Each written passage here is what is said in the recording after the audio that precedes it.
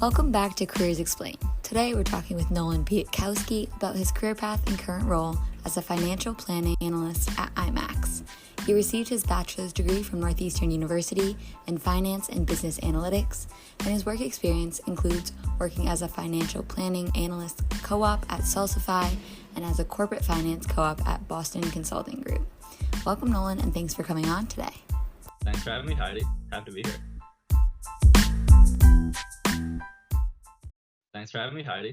here.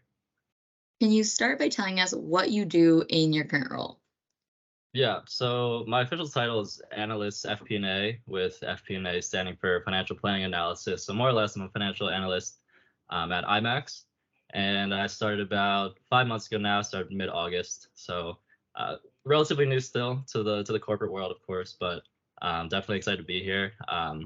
So my role itself, I mean, as an analyst, a lot of what I'm looking at is a lot of the financial reports of IMAX, our company. Besides that, it's also dipping into that, the analysis side as well. So there's a bunch of ad hoc random things that I'm always up to at all times throughout the year. So yeah, that's a little bit about the role. And can you go into a little bit more depth of when you're looking at those reports? What are you looking for? What is your assignment within those reports?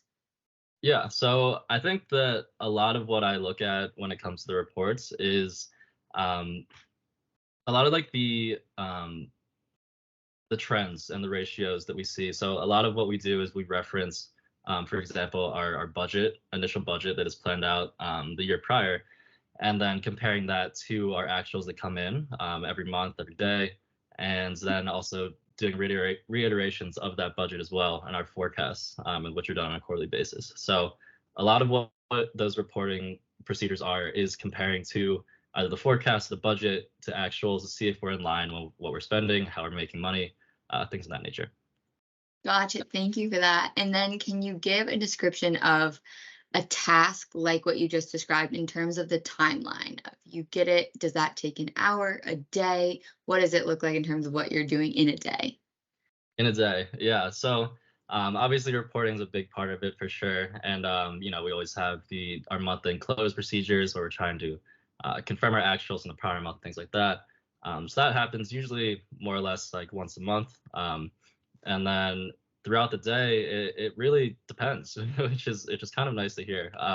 So a lot of my requests beyond the typical ones that you'll see in an FP&A sort of corporate finance position, I guess, really are just random requests that come in and out from different business partners, whether that be, someone from information systems that wants to learn more about how they're spending software in the year, or something like the chief of staff who wants to know, how much gross box office IMAX is making in Australia or Spain or something like that. So it's it varies for sure day to day. It's nice to say, I guess, that every day in FP&A is more or less different. Obviously, you're going to have those cycles, like I said before, with like month-end close, with budget season, all that stuff. But yeah, it's hard to paint like one clean, pure picture of exactly what I do. But yeah, it varies. So similar types of requests in terms of the numbers that you're looking at and the comparison you're doing, but it can vary in terms of what you're specifically looking at based on who requested. Yeah, so I think that a lot of it stems from like the P&L, profit and loss, income statement. So obviously that's where you're going to see like, revenue rather, where you're going to see like our gross box office number, all that good stuff. But those requests dive a little deeper into it. So for example, like SG&A, which is just general and administrative, back end more expenses, is something we really take a lot of time in during budget season, which we just got out of. And a lot of those requests came to more or less analyze how spend was going throughout the year, see if we expect that to be the case for next year as well. And if not, then to adjust our figure, our number from there. Obviously, beyond that, there's different percentages you'll use, different types of trends you'll input to also leverage, I guess, that finalized number. But that's a little example, I guess, of how I use it. Very helpful example. And then you said it varies, but on average, how quickly would you say you can do a request? Like you gave some examples if someone wanted to know some numbers in Australia about gross revenue. Yeah, How quickly can you turn around that type of request? right. I hate to say it all depends again, but it kind of does all depend, right? So a request like that, for example, I just won today, so that Australia gross box office number, that probably took me 30 minutes to an hour. I'd say probably close to 30 minutes. So it's a lot of like those smaller requests, but then at the same time, we also do have the overarching, more long-term projects, long-term requests that we're really trying to dig into now, especially in the new year, and trying to figure out goals in which we want to dive into, we want to accomplish as an FP&A team going forward. Gotcha. Okay, so you're balancing the longer term with the variety of daily requests. Right, and then the also cyclical monthly month-end close process, quarterly close, we're creating a new forecast, budget, of course. So yeah, there's a lot So more to it than what I'm saying for sure. gotcha. Okay, so that's where kind of the dynamic nature comes in, is you have lots of different time scales and types of requests going on at the same time. And Yeah. so how many different types of projects would you say you're working on in a day on average? Okay. On average, I'd say anywhere between like 5 to 10. Honestly, I think 10 might be a little high, but in terms of different types of requests that I receive throughout the day, I'd say there's typically at least like a good 5 of them. Yeah. And then Keeps me busy. that is very helpful to picture. And so then when you're doing that, you describe some of the steps in terms of comparing it to the budgets or the projections. And can you describe what does that look like? Are you on Excel all day at your computer? Are you talking with people in meetings? Like what does your day look like visually? Yeah. In the analyst role, it's more so Excel for sure. A lot of it is more or less being tasked by your manager or someone a little higher up with building a report that they were able to figure out a reason for by talking to that business partner. So obviously, I still do reach out to different types of leaders in the business, of course, but a lot of it is Excel focused as of now, and that just comes with the role of an analyst. So. And what percentage of your day, if any, would you say is working with other people?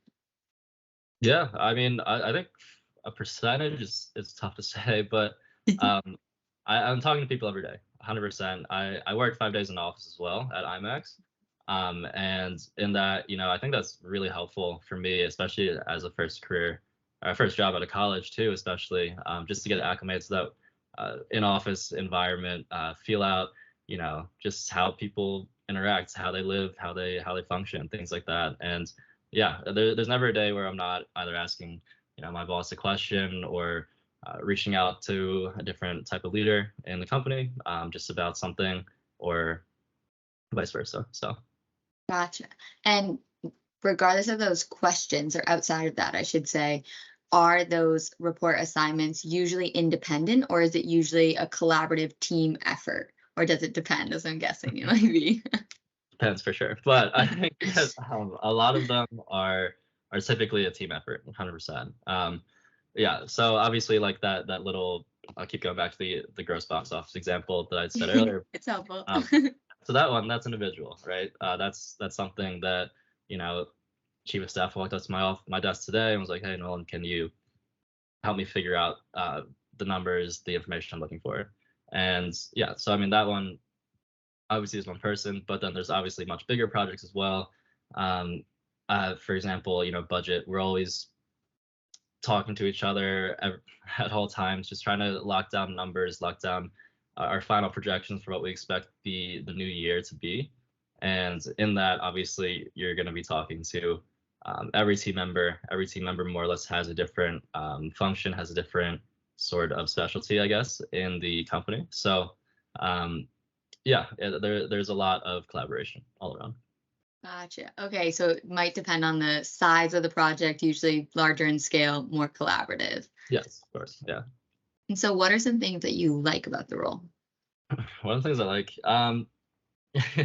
it comes back to the ambiguity, sort of thing, the theme that we've been running with throughout the the conversation so far. But I really like about the role that every day is pretty much different. There's always going to be something that pops up a random request, then I find a lot of what I do to be very insightful, very interesting for sure. The industry itself is it's more or less, how much money a movie is going to make in the movie theaters, right? So I think that portion of it in itself is just, makes me excited to go to work every day for sure. Having sort of that passion in terms of what your work is impacting with the movies, that's super cool to know that you're projecting what's going to happen with new movies through your work on the planning. And then on the flip side of that, what are some challenges of the role? The challenge is the the thing that I like too. It's that ambiguity. So being comfortable with not, having that necessarily like direct script sort of work style, I guess, is what you have to be definitely aware of before you get into FP&A, because there's going to be a lot of different things that, obviously, like I said, pop up at random times from random people, and you have to be ready for that, and you have to want that, and you want to have that kind of innate curiosity, I guess, to solve these random problems, solve these different sort of issues that the company's dealing with, or the particular person or particular department's dealing with. So there's a lot that goes into it for sure. So if you like more structure, I would say, then FP&A is not as much that when it comes to outside of the typical reporting that you have to do standardly. So yeah, that's what I would say is, I guess, the one thing that can be challenging for people. And so then going to the training for this, how obviously you have your undergrad degree in finance, but how are you trained for both the structured longer term reports and also those more ambiguous tasks that you might not have training for? Yeah, so a lot of it was hands-on. I have a really great boss, and very early on, he brought me through a bunch of just onboarding examples, different types of case studies that I was running through, basically, to allow me to learn the actual report builder that we have in our system, and beyond that, just the sort of lingo that's within the company, how we talk about the different business segments that drive our revenue, things like that. So a lot of the training is very, very hands-on for my role, for sure. And beyond just the work that I do with my boss, a lot of it was also cross collaboration amongst team members. Like I said before, different team members in FP&A have different functions, have different specialties that they really focus on, they really prioritize. So having those people kind of run through exactly how their specialty works and the ins and outs of where finance comes in, just the product itself, is also another way that I was able to be trained effectively, for sure. And can you give some examples of those specialties, maybe some of the ones that you interact with more? Yeah, sure. So obviously, like I said, gross box office is a large portion of the type of analysis I'm doing. Beyond that, obviously, IMAX is a camera. So we have someone on my team who also works and specializes in sort of that industry. So a lot of that comes down to the clients that we sign, the theaters that we sign, the number of installs that are executed based off those signings, things like that. So that's an example of one of the business segments. Another one is more studio focused as well. So we also have an office out in LA, and they are a lot more studio centric, a lot more into the marketing side of these films that we're promoting in IMAX as well. So yeah, those are two of the segments as an example. Thank you for that. And then going back more into your training and career path, you have a major in finance. What made you interested in getting that major and pursuing a role as a financial analyst? Yeah, so I think for one, I've always been a big numbers person. Always loved numbers. I don't know why, but just always was a big numbers person for sure. And I think beyond that, I like to communicate with people. I like talking to people for sure. So and I did not love science growing up either, to be completely honest. So I figured finance was the perfect intersection of numbers, but also at the same time, not just being on my computer all day staring at a screen, right? So yeah, I guess that's more or less how it came to be when it came to picking out finance in particular. FP&A in itself, I mean, one of the great things about FP&A is the work-life balance, I believe. So As much as, it is a grind, of course, it's also nice that it is more or less a 9 to 5 job compared to a lot of, the more investment banker side type of positions where, you're working 120-hour weeks or something like that. This is a pretty safe bet to be close to a 9 to 5. So I think that work-life balance as well is something that was attractive to FP&A. Awesome. That makes complete sense. You get the pros of doing what you love with the quality of life balance there. Yeah. And then were there factors as you were going through your previous roles at different companies, sort of similar positions, that you found you did or you didn't want in a job? Yeah, I mean, for one, I think that, FP&A is an industry where you really have to be bought into whatever your company is providing, selling, whatever it is. And I did do an FP&A co-op at a smaller tech firm back in my time at Northeastern. And as much as I did think the work was very interesting, I just was not super into the product itself. It was not relatable to me at all, really. And it was more of a back end sort of software system. So that's where I lost a little interest. So I like the FP&A part of it for sure. But the industry was where it was lacking. And then my second co-op as well was at a big three consulting firm. And with that one, I thought that the work was there. It was just the feeling of making an impact that was also something that I wish I had a bit more of at that company. So I think it's a big cross section between one, interest and also impact for me, at least, and how I was able to come to IMAX. That's great advice. And especially, even though you're saying you have good quality of life balance for any amount of hours, it helps to be doing something that you're passionate about, that you feel has a purpose in it. Absolutely. Yeah. And so, on that idea, do you have advice for people in terms of exploring their career interests, how you sort of figured out what you wanted to do, and ways that other people could? Yeah. I mean, obviously, not every school has a robust co-op program, but beyond that, obviously, just applying to industries that, like I said before, just industries that you're actually into, that you're really interested in. Because at the end of the day, you're not just FP&A analyst, you're an FP&A analyst for IMAX, you're an FP&A analyst for some other random company, whatever it is. So I think that, yeah, diving deep into those industries and really trying to pinpoint what your true interests are when it comes to a career is something that people should really look out to do. Personally, I was pretty excited about FP&A early on, so I got lucky with that. But if you can, try out different internships, try out one completely outside of your field, not even if it's finance, don't do finance, do marketing if you're interested in marketing, just like know that it's not stagnant, I guess is the biggest word of advice I can give if you're trying to figure out what you want to do with your career. Great advice. And then, on keeping on the advice train, advice for applying to jobs, which you obviously just did successfully out of college. Any tips you learned along the way?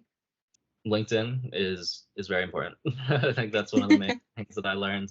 I applied to more or less all of my jobs through LinkedIn, obviously, and beyond that, just reaching out to people within LinkedIn too. So if you're talking to a particular employer and you're really interested in the role, reach out to the hiring manager, reach out to someone on the team, just propose a simple question or a quick coffee chat. Something like that to get your foot in the door is really important when it comes to especially finding your first job. Absolutely. Funny enough, at IMAX, I more or less applied to it blindly, and I ended up getting an interview for it. But in general, that's very, very key. Connections are highly important, and I think LinkedIn is a great tool to leverage for that. And on the reaching out to people, I think people are told that frequently, but often it can be confusing what to say in those initial reach outs or even in the coffee chats. Any advice for things to ask or talk about that can help you make that connection? I think it sounds a little backwards, but don't make it all about work. Try to, yeah, try. Obviously, you want to get the job, right? But like at the same time, I mean, like, they're not just hiring you because you're really good at SQL. They're hiring you because you're also someone they want to work with, someone they want to get to know better, someone that's interesting to them. So I think in going into those conversations, just try to go in as, obviously it's stressful, of course, but as lighthearted as you can, because that will, one, make them feel much more lighthearted too about this less stressful situation, and yeah, make you a more interesting, more unique candidate in the application process. I love that answer. And then on the standing out as you clearly did with the networking, in your role, have you found things that make you or other people successful in terms of what you do on the day to day, or in terms of how you could come more prepared in your role? Things like SQL that you may have gotten experience with beforehand, ways to stand out in your role. In your role, you mean like as after you've gotten the role, or before, is what you're saying? Both. Both. Okay. Before, I mean, obviously technical skills are very important. Uh, Companies want to see that you know how to work an Excel spreadsheet, especially in FP&A. It's what I'm in all day, Excel. It's less the coding section for FP&A is important for sure. It's good baseline. Every company runs their financials differently. Not all use Excel. So having that background knowledge is also important. It makes you a lot more of an attractive candidate to know that you are multifaceted. You can do not just Excel, you can do Python, you can do SQL, you can do R, whatever. I think beyond that, going into once you actually have the role is connection space. It's being that people person. It's getting people on your side, getting people to trust you, I think is the biggest thing. Because once people trust you, they will go to you for any question they really have, right? So yeah, reaching out, having those coffee chats once you're in office, once you're in person too, are very important. It really makes a mark on your career development, on the way that people view you. So I think especially that's important in a hybrid role. Obviously, IMAX is fully in person 5 days a week, but if you're in those sort of hybrid positions, take as many times as you can to get to the office if possible. Because those experiences in person are highly valuable and ones that people remember. They're not going to remember that random Slack message you sent them asking a random question or saying hello. They're going to remember someone walking up to you, shaking your hand, things like that. Great advice. Any other final general career advice? Yeah, I would say to figure out what you care the most about is something that sounds vague, but it matters a lot. And what I mean by that is, do you prioritize that work-life balance? Do you prioritize, making as much money as possible? Do you prioritize getting to meet as many people as possible? Whatever it is, be able to pinpoint that, identify that, and then go from there when it comes to your job search, obviously. So really, really think about internally what your true desires are, what your needs are, what your wants are. Thank you for that advice and for sharing about your role today. Appreciate you coming on. Yeah, thanks for having me, Heidi.